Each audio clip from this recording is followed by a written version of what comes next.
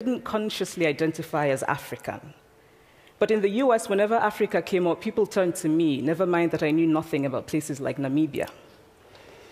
But I did come to embrace this new identity, and in many ways, I think of myself now as African, although I still get quite irritable when Africa is referred to as a country, the most recent example being my otherwise wonderful flight from Lagos 2 days ago, in which there was an announcement on the Virgin flight about their charity walk in India, Africa, and other countries. So after I had spent some years in the US as an African, I began to understand my roommate's response to me.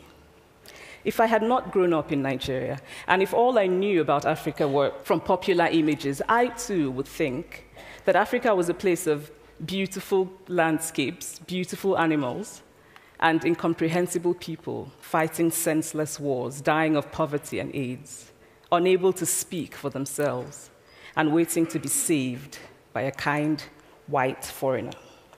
I would see Africans in the same way that I, as a child, had seen Fide's family. This single story of Africa ultimately comes, I think, from Western literature. Now, here's a quote from the writing of a London merchant called John Locke, who sailed to West Africa in 1561 and kept a fascinating account of his voyage. After referring to the black Africans as beasts who have no houses, he writes, "They are also people without heads, having their mouths and eyes in their breasts."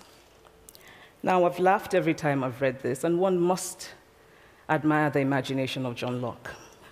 But what is important about his writing is that it represents the beginning of a tradition of telling African stories in the West, a tradition of sub-Saharan Africa as a place of negatives, of difference, of darkness, of people who, in the words of the wonderful poet Rudyard Kipling, are half devil, half child.